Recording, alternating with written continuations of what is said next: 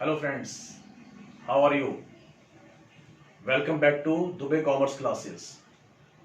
हम लोग dissolution of partnership firm कर रहे थे और हमारी 6 क्लासेस हो चुकी थी और आज हमारी लास्ट क्लास है डिसोल्यूशन ऑफ पार्टनरशिप फर्म की।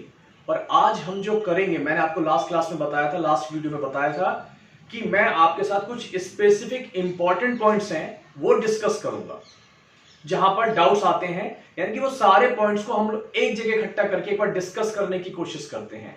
ठीक है, और उसके बावजूद भी अगर कोई पॉइंट रह जाता है तो आप कमेंट बॉक्स में लिख देना, उसका सॉल्यूशन मैं किसी न किसी तरीके से आपको रिप्लाई कर दूंगा। ठीक है, तो देखो यहां पर मैंने लिखा है डे 7, ये हमारा फाइनल डे है, लास्ट डे है डिसोल्यूशन ऑफ पार्टनरशिप फर्म का। Some specific important points. तो आज की क्लास काफी इंपॉर्टेंट होने वाली है क्योंकि जो जो प्रॉब्लम्स क्रिएट करते हैं, पॉइंट्स जो रह गए थे हमारे बाकी के वीडियोस में, वो हम यहां पर कवर कर रहे हैं।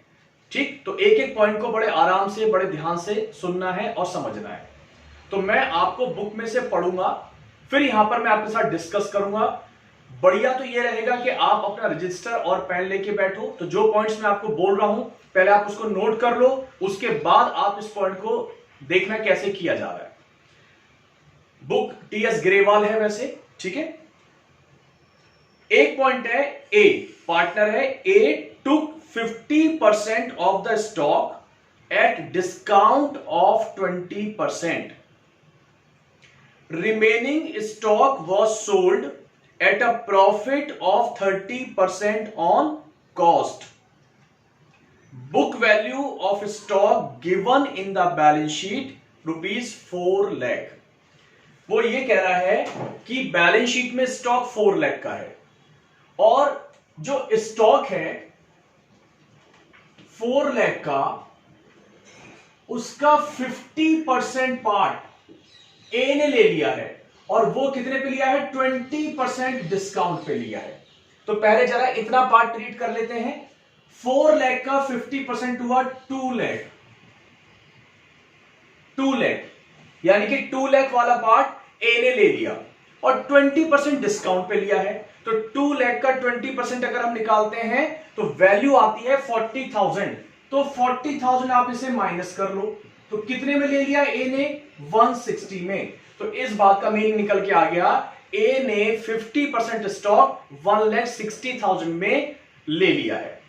ठीक है, अभी बताओ, अगर कोई पार्टनर एसेट लेता था, एसेट का सेटलमेंट हम लोग फायदा मानते थे और फायदा किधर आता था? रियलाइजेशन अकाउंट में, क्रेडिट साइड में। तो यहां पर आ जाएगा by S capital account bracket में stock 160। By S capital account bracket में स्टॉक 1,60,000। और जर्नल एंट्री अगर हम पास करना चाहें तो एस कैपिटल अकाउंट डेबिट, ए का कैपिटल डिक्रीज करेंगे, वो पैसे उसके अकाउंट से चार्ज करेंगे और प्रॉफिट हो रहा है, प्रॉफिट को क्रेडिट करते थे, प्रॉफिट का नाम रियलाइजेशन है। तो S capital account debit to stock account 1,60,000 से। क्लियर है? मैं केवल आपको जो नीचे इंफॉर्मेशन दे रखी होती है मैं उसका ट्रीटमेंट बता रहा हूं।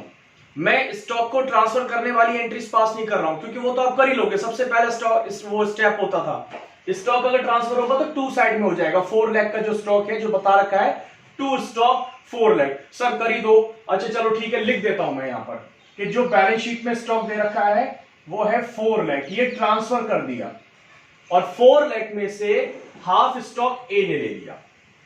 बात समझ में आ गई? आगे चलते हैं। बाकी का स्टॉक कितना बचा? बाकी का 50% ही बचा। आधा ए ने ले लिया, हाफ बचा हमारे पास। हाफ मतलब 2 लाख का बचा और उसने बोला हुआ था remaining stock was sold at profit of 30% on cost. यानी कि ये जो स्टॉक है ये 30% प्रॉफिट पर बेच दिया गया। तो अगर इसका हम 30% निकालें तो ये कितना आ जाएगा? ये 60,000 आ जाएगा। 2 लाख का 30%। अब 2 लाख वाली चीज 60,000 के प्रॉफिट पे सेल हो गई, इट मींस 2,60,000 में सेल हो गई। तो आधा स्टॉक ए ने ले लिया, आधा स्टॉक सेल कर दिया। तो जो सेल करा वो भी तो प्रॉफिट है। तो प्रॉफिट किधर की तरफ आता है? रियलाइजेशन में, बाय साइड में। और किस नाम से? बाय कैश ब्रैकेट में स्टॉक और कितना? 2,60,000। तो वो जो 4 लाख का स्टॉक था, कुछ ए ने ले लिया, हाफ पार्ट ए ने ले लिया 160 में, और हाफ पार्ट हमने 30% प्रॉफिट पे सेल कर दिया। इसकी एंट्री अगर हम बनाए, देखो सेटलमेंट की एंट्री मैंने बताई थी, एक बनती है क्या, कैश अकाउंट डेबिट या partners capital account debit to realisation account. तो उसमें वो पॉइंट कवर हो गया, पार्टनर ने भी ले लिया और बिक भी गया, तो A's capital account debit to realisation and cash account debit to realisation. और ये हमने स्टॉक को ट्रांसफर करके दिखाया था, लेकिन मैं खैर आपको ट्रांसफर वाली बात नहीं समझा रहा हूं, मैं फोकस कर रहा हूं जो नीचे सेटलमेंट गिवन होती है, वो एडजस्टमेंट्स गिवन होती हैं, उनको कैसे डील करना है। ये हमारा फर्स्ट पॉइंट था। ठीक, आगे चलते हैं।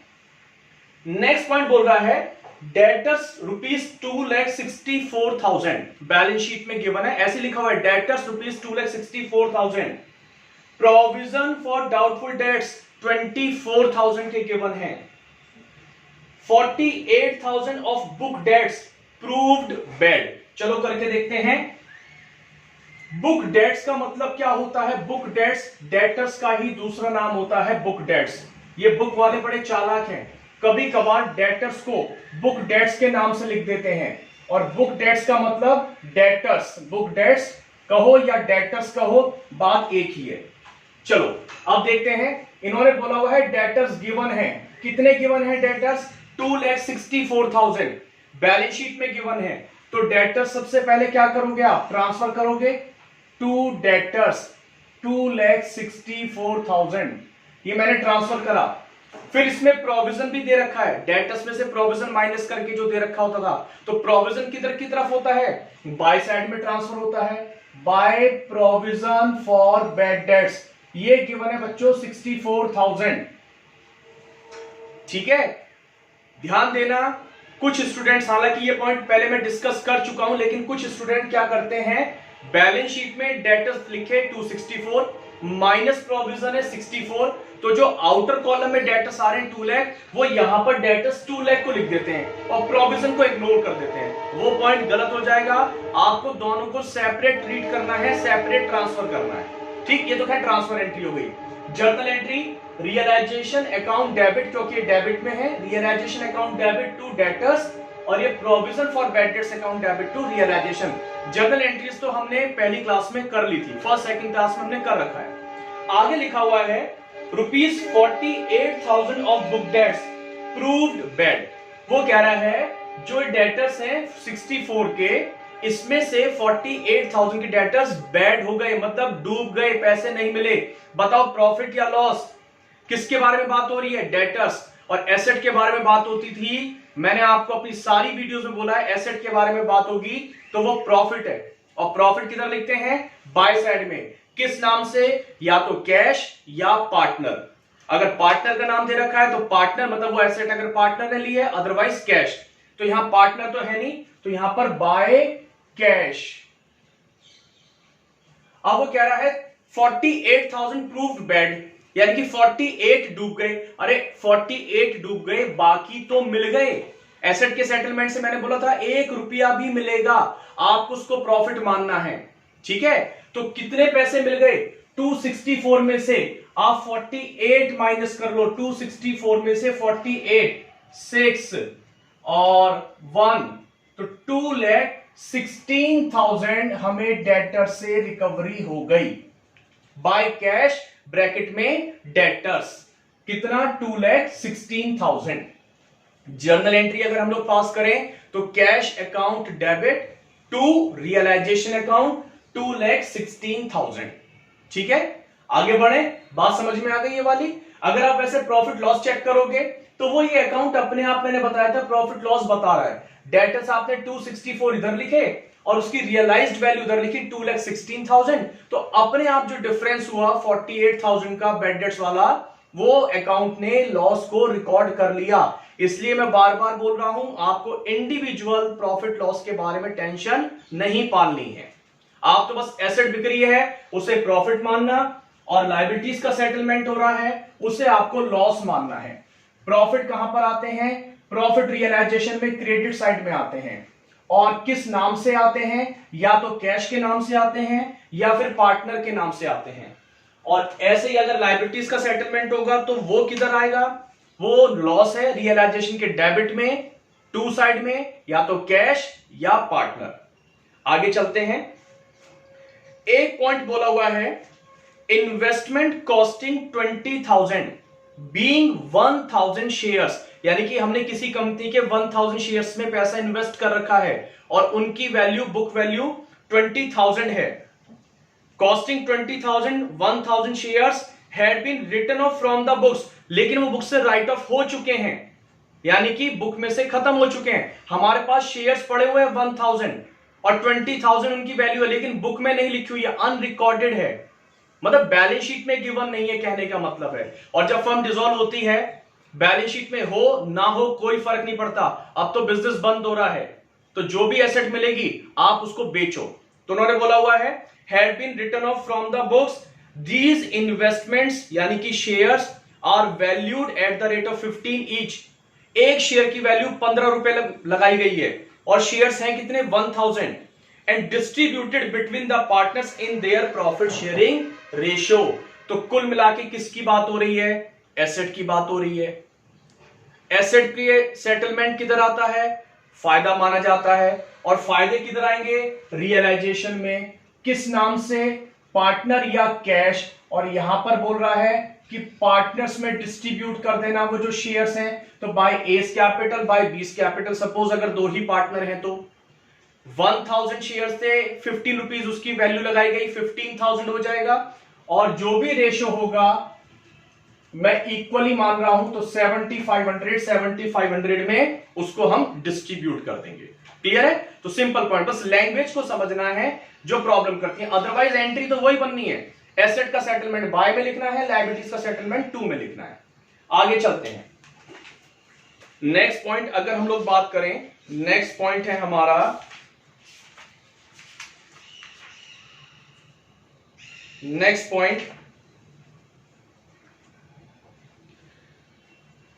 Creditor amounting to ₹70,000 70,000 accepted 30,000 in cash, उसको हमने 30,000 कैश दिया, and investment of the book value 45,000 in full settlement of his claim. मतलब 70,000 के क्रेडिटर्स को हम 30,000 कैश दे रहे हैं और 45,000 के इन्वेस्टमेंट दे रहे हैं। आपको याद होगा जब किसी लायबिलिटी का पेमेंट करने के लिए कोई एसेट दी जाती थी, उसकी कोई एंट्री पास नहीं करते, है ना। लेकिन क्यों, अच्छा वैसे क्यों नहीं करते, क्योंकि लायबिलिटी का सेटलमेंट हो रहा है, नुकसान रियलाइजेशन डेबिट, साथ के साथ एसेट भी चली गई, एसेट का भी सेटलमेंट हो गया, फायदा टू रियलाइजेशन, तो एंट्री बनी थी रियलाइजेशन टू रियलाइजेशन। पिछली क्लास में हमने कवर कर रखी है पॉइंट्स, ठीक है ना। तो जब भी किसी लायबिलिटी का पेमेंट करते हैं किसी एसेट के थ्रू, नो एंट्री, लेकिन जो हमने उसको कैश दिया है क्रेडिटर्स को, उसकी एंट्री जरूर पास होगी। जो पैसे जा रहे हैं तो नुकसान है फायदा है, क्रेडिटर्स को पैसे जा रहे हैं नुकसान, नुकसान की तरह आएगा टू, नाम कैश या पार्टनर, कैश, अगर पार्टनर का नाम नहीं दे रखा तो कैश ही लिखते हैं, तो टू कैश अकाउंट, और जितना हमने उसको कैश पे करा होगा 30,000, वो अमाउंट आपकी यहां पर रिकॉर्ड हो जाएगी। ठीक, नेक्स्ट पॉइंट, हां जरा ये पॉइंट सुनना, बहुत प्रॉब्लम करता है ये। There was a contingent liability of ₹37,000 in respect of bill discounted but not matured. I repeat, there was a contingent liability of ₹37,000 in respect of bill discounted but not matured. All the discounted bills were honored, but an acceptor of bill of ₹5,000 became insolvent and 50 paisa in a rupee was received. The liability of the firm on account of this bill discounted and dishonored has not so far been recorded. जरा पहले एक बार इसका मतलब clear करते हैं। हम लोगों ने 11th में एक चैप्टर पढ़ा था बिल्स ऑफ एक्सचेंज, तो जरा मैं थोड़ा सा उसको रिवाइज करवाता हूं, ये पॉइंट फिर बहुत अच्छे से समझ में आ जाएगा। क्या होता है contingent liability related to bill discounted.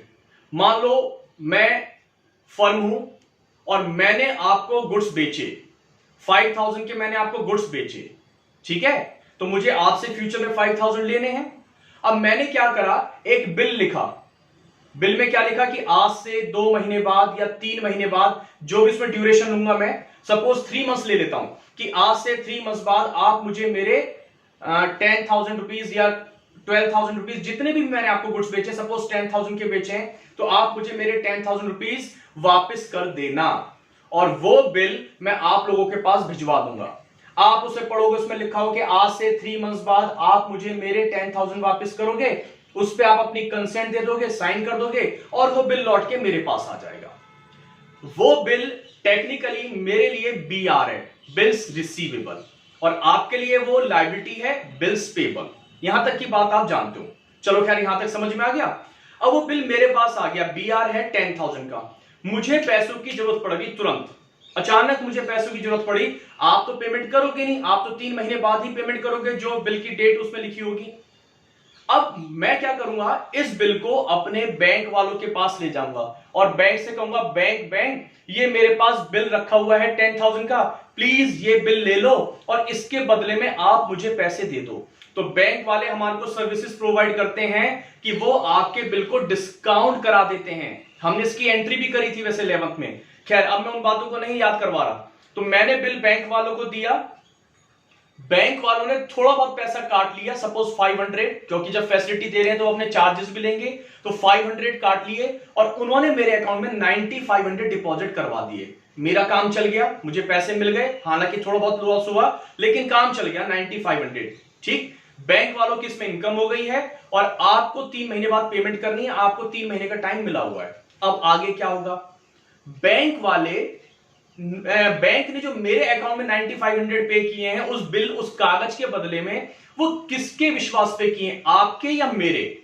Answer, मेरे विश्वास पे किए हैं, क्योंकि बैंक वाले मुझे जानते हैं। मैंने बोला था कि वो आपके पास चले जाएंगे और टाइम पे आपको उनसे पैसा मिल जाएगा। लेकिन इन केस कल को अगर आप, बैंक वाले आते हैं और आपने पैसा देने से मना कर दी, तो बताओ उसकी पेमेंट कौन करेगा? सीधी सी बात है, मुझे ही करनी पड़ेगी।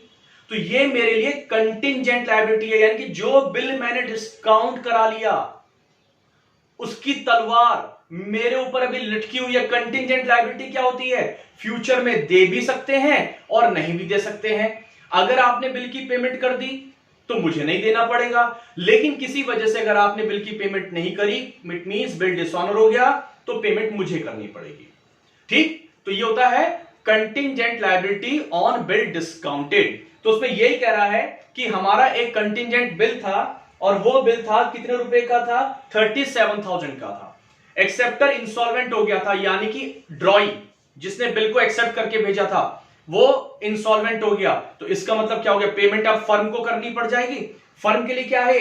लायबिलिटी। लायबिलिटी का नुकसान, लायबिलिटी है तो नुकसान, टू कैश बिल डिसऑनर्ड, कितना? 37,000। ये जो लायबिलिटी हमें पे करनी पड़ गई क्योंकि हमारे ड्रॉई ने बिल की पेमेंट नहीं करी, तो बैंक वाले वो हमसे पेमेंट ले लेंगे, लॉस हो गया, टू कैश अकाउंट। अब वो बंदा इंसॉल्वेंट हो गया था लेकिन उसने थोड़े बहुत पैसे हमारे को दे दिए, और क्वेश्चन में लिखा हुआ है उसने कितने पैसे दे दिए? 50 पैसे इन रुपये उसने हमारे को दे दिया, मतलब 50% उसने पैसा हमें दे दिया। पैसा मिल रहा है, फायदा। फायदे किधर आते हैं? बाय साइड में, और किस नाम से आएंगे? By cash.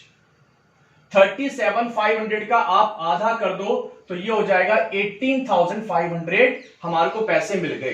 तो जितने का बिल डिसऑनर्ड करेंगे मतलब, और अगर वो पेमेंट नहीं करता है तो हमें तो पूरी पेमेंट करनी पड़ेगी, to cash, realisation account debit to cash account. और अगर वो बंदा कुछ पैसे हमें दे देता है, कई बार नहीं भी देता है क्योंकि वो इंसॉल्वेंट हो चुका है, जरूरी नहीं है मिल जाए, अगर मिल जाते हैं, जितने भी मिलेंगे वो आप बाय साइड में बाय कैश के नाम से उसे आप रिकॉर्ड कर दोगे। ठीक है, एक लास्ट पॉइंट और डिस्कस करना है। मैंने यहां पर ये बैंक अकाउंट बना रखा है। कभी कभार क्वेश्चन में बैंक और कैश दोनों दे रखे होते हैं, तो आपको क्या करना है? To balance brought down, bank का लिखा, और कैश का बैलेंस इसके नीचे लिख देना। जैसे सपोज 20,000 बैंक बैलेंस है तो यहां पर लिखा आपने 20,000, और कैश है 5,000 तो आपने लिखा यहां पर कैश 5,000। और अगर आप यहां पर कैश अकाउंट बनाते हो तो इसको रिवर्स ले लेना, to balance brought down, cash का लिख देना 5,000 और टू बैंक नीचे लिख देना 20,000। और मान लो आपने ऊपर क्वेश्चन में कहीं कैश कहीं बैंक, कहीं कैश कहीं बैंक लिखा हुआ है, आपको ध्यान नहीं रही तो कोई दिक्कत नहीं, आप इस अकाउंट का नाम इस तरीके से लिखना, कैश ऑब्लिक बैंक अकाउंट, और टू बैलेंस ब्रॉट डाउन में आप क्या करना, इन दोनों की अमाउंट को प्लस करके लिख देना, 20,000 प्लस 5,000 25,000। ठीक है, प्रायोरिटी बैंक को होती है, और अगर आपने कैश वर्ड यूज कर रखा है तो आप कैश लिखना, और कहीं कैश कहीं बैंक लिख दिया है तो इस अकाउंट की इस तरीके से आप इसको क्लोज कर सकते हो। एक पॉइंट और, बस लास्ट पॉइंट है ना, मैंने अभी लास्ट बोला था लेकिन एक पॉइंट और है, पार्टनर का लोन अगर एसेट्स में गिवन होता है, अगर पार्टनर का लोन एसेट में गिवन हो, लायबिलिटीज में गिवन होता है तो उसके लिए तो हमने सेपरेट वीडियो बना रखी है, लेकिन कभी कभार अगर पार्टनर का लोन एसेट में आ जाए तो क्या करते हैं, यानी कि हमने फर्म ने पार्टनर को पैसे उधार दे रखे हैं तो क्या करोगे, तो उसका एक दो तरीके होते हैं। एक तरीका तो यह है कि पार्टनर का लोन सीधे आप कैश अकाउंट में ले जाना, मतलब एसेट्स में दे रखा है तो आप उसे क्रॉस पोस्ट कर देना, टू साइड में आ जाएगा, टू पार्टनर्स लोन अकाउंट, उसकी एंट्री बन गई, पार्टनर से पैसे लेने थे, हमने पैसे ले लिए, cash account debit to partners loan account. दूसरा और एक ऑल्टरनेट तरीका होता है, कभी आप बुक में से देखो, आप उसे रेफर करो और कंफ्यूज हो जाओ कि ऐसा क्यों लिखा हुआ है, तो पार्टनर का लोन जो एसेट में होता है, ऑल्टरनेटिवली हम उस लोन को कैपिटल अकाउंट में भी ट्रांसफर कर सकते हैं। लेकिन किसकी बात हो रही है, जो एसेट में होता है, ध्यान रखना, लायबिलिटी वाले की बात नहीं कर रहा हूं, लायबिलिटी वाले का ट्रीटमेंट स्पेसिफिक है, हमने वीडियो में कवर कर रखा है, सेपरेट वीडियो बना रखी थी मैंने उसकी। लेकिन अगर एसेट में दे रखा है तो एसेट में अगर पार्टनर का लोन दे रखा है तो आप इसे दो तरीकों से ट्रीट कर सकते हो। वो दो तरीके कौन कौन से हैं, पहला तो आप इसे कैश अकाउंट में भेज दो, क्रॉस पोस्ट कर देना, एसेट राइट हैंड साइड पे गिवन है तो आप इसे कैश अकाउंट पे लेफ्ट हैंड साइड पे लिख दो, टू पार्टनर्स लोन के नाम से, या पार्टनर्स के कैपिटल में डेबिट साइड में लिख दो। ठीक है, क्रॉस पोस्ट करोगे तो आना तो डेबिट में ही है, या तो कैश में आएगा या फिर कैपिटल अकाउंट में आएगा। अगर कैपिटल में आ रहा है तो एंट्री क्या बनेगी, A's loan sorry A's capital account debit, क्योंकि कैपिटल के डेबिट में है तो A's capital account debit to A's loan account.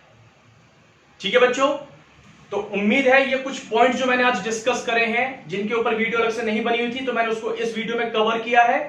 ठीक, अभी भी कोई पॉइंट अगर आपको लगता है कि डिस्कस होना चाहिए तो आप मेरे कमेंट बॉक्स में लिख देना, अगर ज्यादा इंपॉर्टेंट होगा या लगेगा कि उसके लिए वीडियो बनानी चाहिए तो मैं उसके लिए एक वीडियो और बना दूंगा, अदरवाइज मैं आपको उसका सेपरेट रिप्लाई कर दूंगा। ठीक है, थैंक यू।